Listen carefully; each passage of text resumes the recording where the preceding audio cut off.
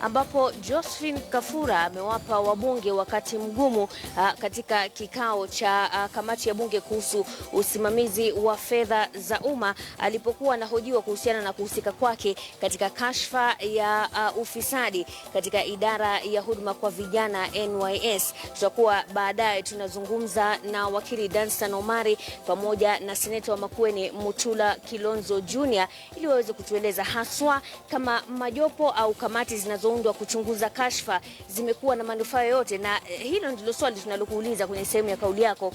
Je, majopo au kamati zinazoundwa kuchunguza kashfa zimekuwa na manufaa yoyote? Anza na neno ndio au la, kisha utoe maelezo mafupi ukituma kwa nambari 22155 au kupitia mtandao wa Twitter @KTN News, @KTN Leo ama @mkapombe. Tuanze na vidokezo.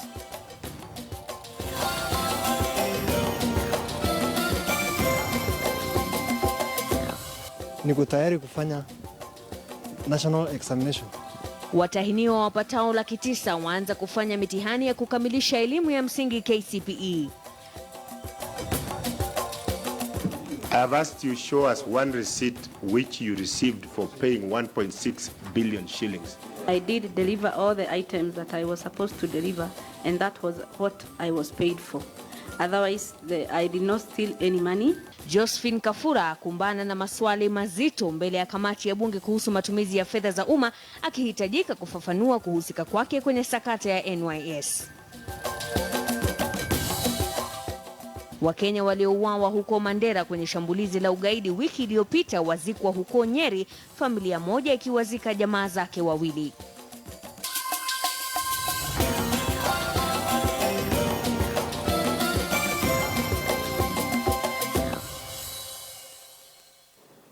Karibu kwa taarifa zetu. Mimi ni Mashirima Kapombe na mtangazaji wetu wa ishara ni Miresha Owiti. Familia moja katika kijiji cha Nyaribo, kaunti ya Nyeri, imewazika jamaa zao wawili waliofariki katika shambulizi la kigaidi huko Mandera wiki jana. Carol Nderi alihudhuria mazishi ya waathiriwa hao na sasa anaarifu kutoka kaunti ya Nyeri. Biwi la simanzi lilitanda katika kijiji cha Nyarifu, kaunti ya Nyeri. Uzito wa kuwapoteza watu wawili kutoka familia moja umewatonesha kidonda jamaa na marafiki, kwani si mara ya kwanza kwa wakazi wa eneo hili kuwapoteza wenzao katika kupitia mashambulizi huko Mandera. Mpwa na mjomba wake walimiminiwa risasi mnamo tarehe 25. Marehemu Njogu amemwacha mkewe Sara Wangeshi na wanao 7. Kila kunapochipuka mashambulizi Mandera, idadi kubwa ya waathiriwa ni wazaliwa wa Nyeri. Wenyeji hapa wanahisi kuwa wametelekezwa na viongozi wao. Tulipata fursa kuzungumza na wanaume wawili waliohudhuria mazishi ya leo na ambao walikuwa wakifanya kazi ya timbo Mandera kabla ya kukata kauli kurudi nyumbani kunako usalama. Na sasa wewe mwenyewe, kwa sababu umefanya kazi Mandera kwa hiyo miaka umekuwa huko, unaweza kurudi Mandera kwa sasa? Siwezi rudi huko. Siwezi rudi. Mandera siwezi rudi. Mwakilishi wadi ya Kiganjo Mathari Faragu Mutahi amesema viongozi wa Nyeri, yeye akiwemo, wana wajibu mkubwa wa kuwanusuru vijana hapa. I will take it up upon myself now to make sure that I lobby to the other members of the county assembly to see what we can do in terms of taxes and at least making the environment good for everybody who is in the mining business. Kwa futi moja ya mawe hapo wanalipwa shilingi takriban 7 hivi. Kule Mandera wanalipwa shilingi 30 kwa futi hiyo. Shilingi 7 upande huu shilingi 30. Huenda ndio maana vijana watazidi kwenda kutafuta kazi ya timbo kule. Wenyeji wanasema wamechoshwa na mazishi ya kila mara hapa Kieni. Carol Nderi, KTN, Nyarifu, kaunti ya Nyeri. Je, unaweza kubeba zaidi ya shilingi milioni 50 bila kuwepo kwa usalama? Ndilo swali lililomshinda Josephine Kabura alipofika mbele ya kamati ya bunge kuhusu fedha za umma. Kabura, ambaye amekosa kuitikia mwaliko wa PAC mara 2, aliwapa wakati mgumu wa bunge ambao walijaribu kwa kila namna kumpa nafasi ya kujieleza. Hata hivyo, kikao kilisimamishwa na kufanywa tena faraghani baada ya Kabura kuiambia tume kuwa atawapa majibu pasipokuwepo na kamera. Did you feel that the bank where the money was not safe and you had somewhere that you could take the money to go and keep? Actually, Josephine Kavura, I think there's no point going beating around. Who are you giving this cash? According to me, how I use my funds, it's if I want maybe to withdraw I have 10 million, I want to withdraw all of it, I will withdraw it, knowing that I'm going to do ABC. 5 jerrycans, unless you're acrobatic or something, you cannot carry 5 jerrycans of 20 liters alone and on a single.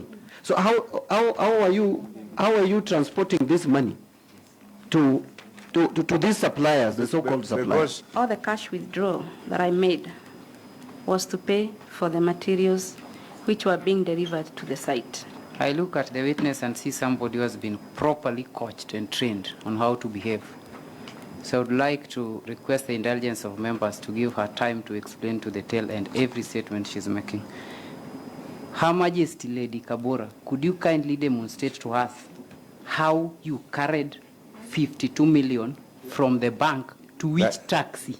I'd go back to that. Wakili, if a question has not been answered and we know we are leading somewhere, it must be answered. Wakili, you have to show respect to the committee. You can't turn it into a dialogue. If you want to speak, you speak through the chair. What Honorable Sele is saying, the answer that was given is not satisfactory. Can you repeat? Right. Can they repeat the answer? So please just make a note for his benefit. Yes, let me finish, Chair. Just demonstrate how this you carried to what point, because then the forensic expert would assist us through the CCTV on somebody carrying 4 bags or so to a taxi, or whether this money was carried to the next bank. That is the bit I would like to get clearly from you, please. Thank you, Chair.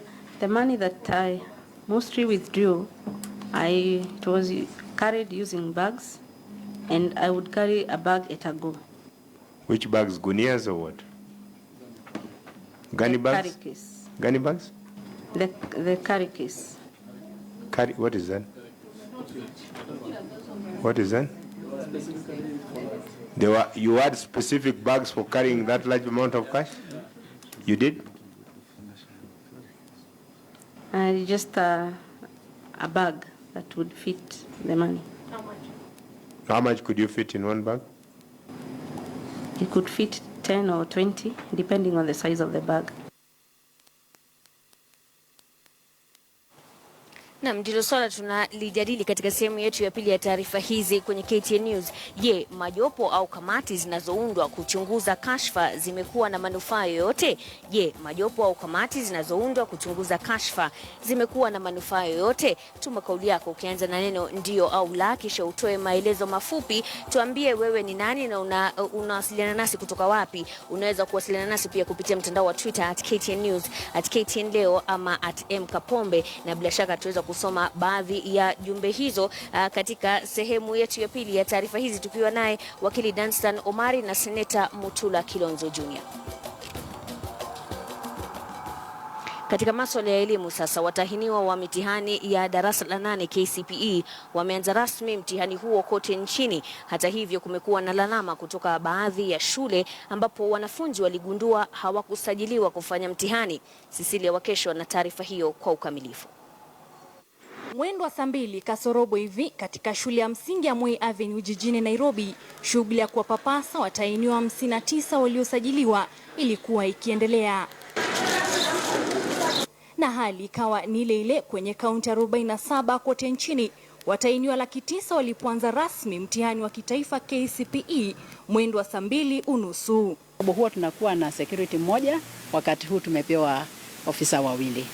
Miaka ile mingine mtihani huwa inachukuliwa na supervisors, lakini mimi mwenyewe mwaka huu tumepewa cheo, tunaitwa center managers.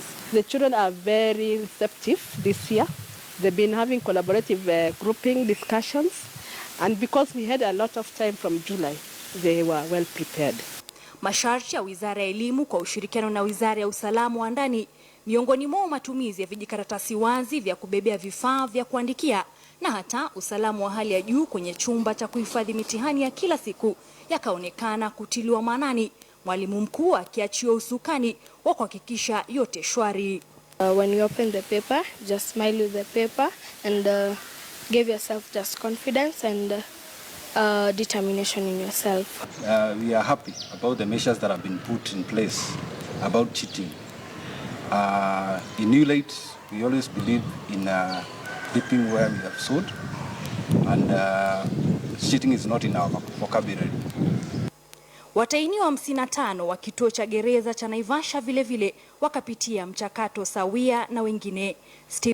Tumejitayarisha mzuri kwa sababu institution hii yetu tumefasilitwa na kila kitu na tumepata kila kitu ya kufanya mtihani. Baadhi ya maafisa wa Wizara ya Elimu akiwemo Waziri Fred Matiang'i wakafanya ziara ya ghafla katika kufanikisha mtihani huo unaokamilika siku ya Alhamisi. Kwa sasa ni mataraji ya kila mmoja kwamba masharti mapya ya kuanzia mwaka huu ambaye yamewekwa kukabiliana na tatizo sugu la wizi wa mitihani yataweza kufua dafu. Sisili wa Kesho, KTN leo katika shule ya msingi ya Kimathi, Nairobi. Tukiwa tungali kwenye mitihani ya KCPE, Elvis Kosgei alimtembelea mtahiniwa mmoja ambaye licha ya kukosa mikono alikuwa miongoni mwa wenzake. Mtihani wa KCPE mwaka 2016, somo la hisabati ndilo lilifungua ukurasa wa mitihani hiyo kwa watahiniwa kote nchini. Job Kibichi akiwa miongoni mwa watahiniwa wapatao 900. Kwake ulemavu si kisingizio cha kutosoma. Anaumudu vilivyo mtihani huu bila mikono wala miguu. Kibichi ana matumaini makubwa ya kupata matokeo mema ili kutimiza ndoto yake ya kuwa mhandisi. Doing well despite the many challenges he faces. He has been writing using his mouth. He writes very fast. Kwa maana ako na hii kadi na msaada hajapatikana. So naomba serikali, the government, aangalie mambo kama hii. Sioni kama ni shida, naona tu kawaida tu kama mtoto kama wale. Na nimefurahi, na yeye hata yeye anafurahi, na mimi napenda yeye kabisa. Sasa napea tu Mungu anisaidie, afanye vyema kwa matokeo yenye yatatoka sasa. Mimi napenda maths na science. Na nafikiri siku yenye mtihani itatoka nzuri. Napenda kwenda high school Star Boys. Takriban wanafunzi 29 katika shule hii wamejisabili kufanya mtihani huu na wana matumaini makubwa ya kufanya vyema. Wanasema kwamba Mungu akikupa kilema ukupa na mwendo, na kwa kuwa jitihada iondoi kudura, mwanafunzi huyu ana matumaini makubwa kwamba ataweza kufanya vyema katika mtihani wa kitaifa. Elvis Kosgei, KTN leo katika eneo la Ndalat, kaunti ya Nandi. Kwingineko, mahakama ya watoto huko Nakuru imepiga hatua na kuwa mahakama ya kwanza barani Afrika kuanzisha mfumo wa dijitali kwenye shughuli zake. Mhisani John Tipa kutoka shirika la Play Kenya Therapy ametoa msaada huo kwa mahakama hiyo ambayo sasa imepokea kamera za video ambazo zitatumiwa na mashahidi hususan walio chini ya umri wa miaka 18 kutoa ushahidi wao kwa njia ya kamera bila kusimama kizimbani mbele ya watuhumiwa. Bwana Tipa alisema kwamba alifikia uamuzi huo baada ya kuona ugumu wanaopitia watoto wanapohitaji kutoa ushahidi mbele ya watuhumiwa waliowafanyia unyama kama vile ubakaji. Hakimu mkazi wa mahakama hiyo Judy Castan Thuku amesifu hatua hiyo akisema kwamba baadhi ya kesi husambaratika kutokana na uoga wa watoto. At times we've been forced to improvise using curtains to shield the child from the perpetrator, to make the child talk. Then we made a step to the boxes you can see there, the witness boxes, which were donated to us by Legal Resources Foundation. It was a step. There are, I think, 5 microphones altogether, so everything is picked up, and the child's testimony can be heard in here, and the child can hear any questions that the judge or the lawyers might put to her. But she doesn't have to face her abuser, which is the big thing. Baada ya waziri wa afya Cleopa Maili kutangaza kuwa wizara yake haijakumbwa na sakata, maswali sasa yameibuka kuhusu uwezo wake wa kumpa kazi mkaguzi afanye ukaguzi upya. Wakati huo huo, kuna shaka kuwa huenda Maili wanaficha jambo fulani. Kama anavyoarifu ni kwamba wataalamu wa uhasibu wametilia shaka jinsi mambo yanavyofanyika katika wizara ya afya. You find the opportunity, let us meet tomorrow.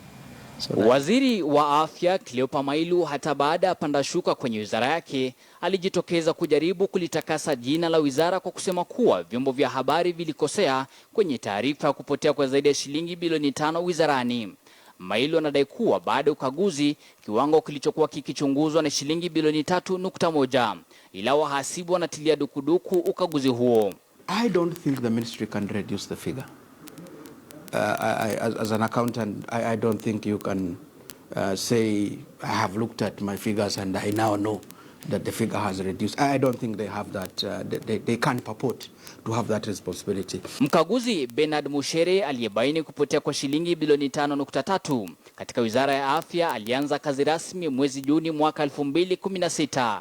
Ila linalotilia shaka huduma katika wizara hiyo ni pale katibu mkuu katika wizara aliandika barua kwa waziri wa fedha mwezi mmoja tu baada ya Mushere kuanza kazi, akimtaka Rotich kumtafuta mkaguzi mwingine kufanya ukaguzi katika wizara.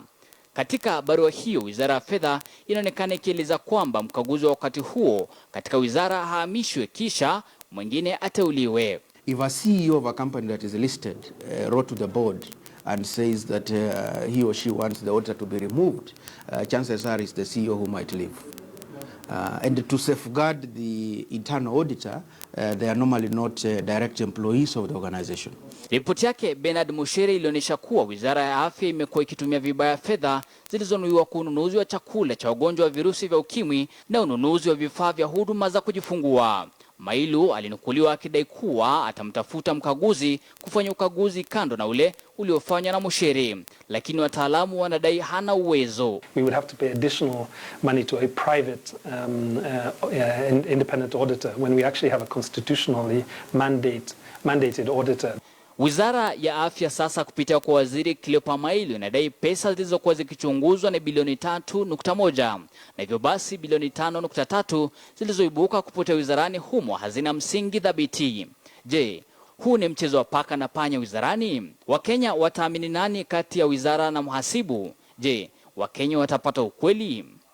Nicholas Wambua, KTN leo, Nairobi. Kwenye sehemu ya kauli yako tulikuwa tumekuuliza, je, majopo au kamati zinazoundwa kuchunguza kashfa zimekuwa na manufaa yoyote? Namwona hapa Waroi Muraya katika mtandao wa Twitter anasema hazisaidii hata kidogo, zinabuniwa kuwafunga macho wananchi. Mwingine hapa anaitwa Moses Matiang anasema la, hizi jopo ndio fisadi zaidi. Kafura anafaa kuwe ndani au airegeshe hizi pesa zote. Ndio kauli zinazotolewa hivi sasa. Kuna nyingi ambazo zinatolewa. Kuna mwingine hapa anaitwa Elemental Mstar anasema, je, mwanafisi akimla mwanambuzi na jaji wa kuamua hiyo kesi ni fisi, je, mbuzi atapata haki kweli? Tupate kamusi ya leo.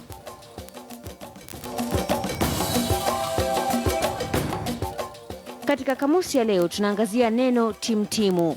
Timtimu ni isiyokuwa na mpango maalum. Mfano katika sentensi, serikali ya Kenya inaonekana kuwa timtimu katika vita dhidi ya ufisadi.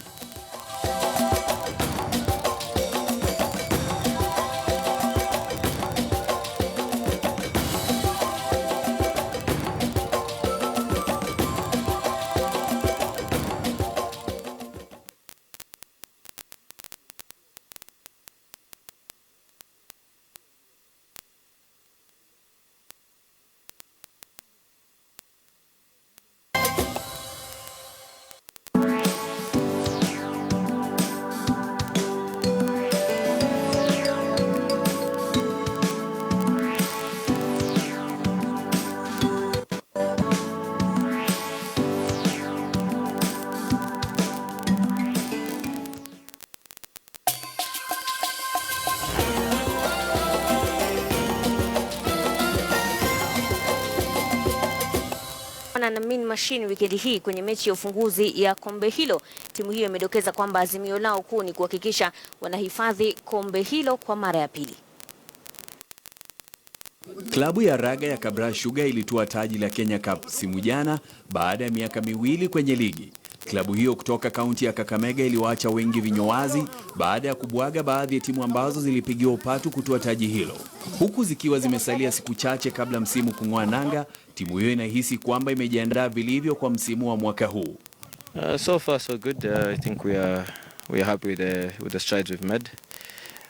We've just had a pre-season friendly this past weekend. At least it allowed us to have a good idea of where we are as a team and also test some of the young players coming through from last season.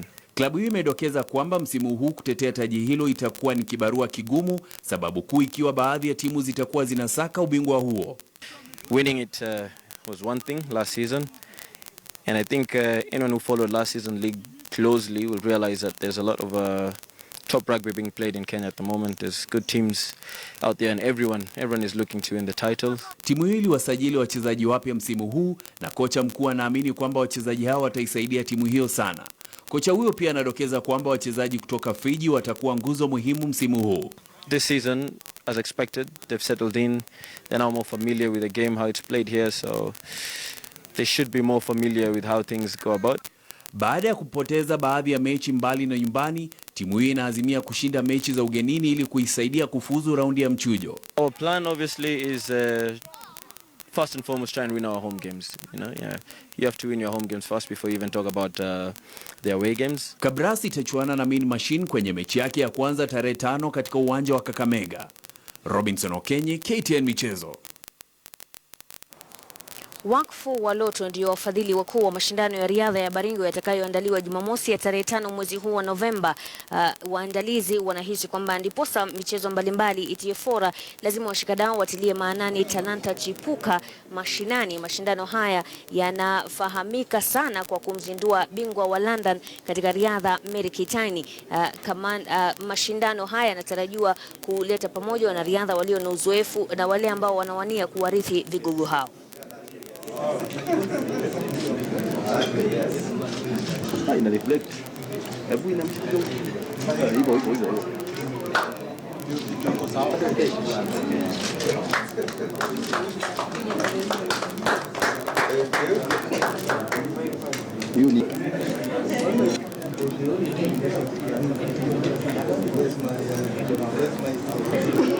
Takes a lot of pride in sporting talents in the county, and Baringo over time has raised many talented athletes and exposed them to national and international events.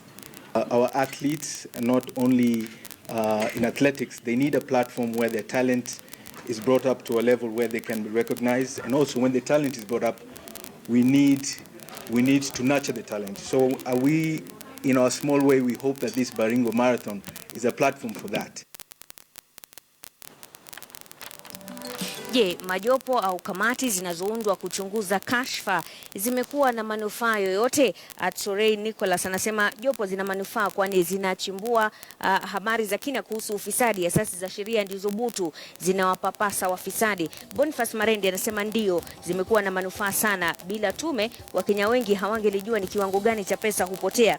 Lakini Rashid Wanyama anasema la, hatujaona mtuhumiwa akitiwa mbaroni. Malengo yao ni wa kuwapumbaza Wakenya, ila kazi haionekani. Lazima watiwe mbaroni kwanza. Tunaendelea na mada hii kwenye sehemu ya pili ya taarifa za KTN leo. Kwenye KTN News tukiwa naye Seneta Mutula Junior, Seneta wa Makueni, pia tuko naye wakili Danstan Omari ambao watakuwa wanatufafanulia zaidi haswa majopo haya ama kamati hizi huwa zina nia gani. Hayo yote ni baadaye. Tukutane basi kwenye KTN News.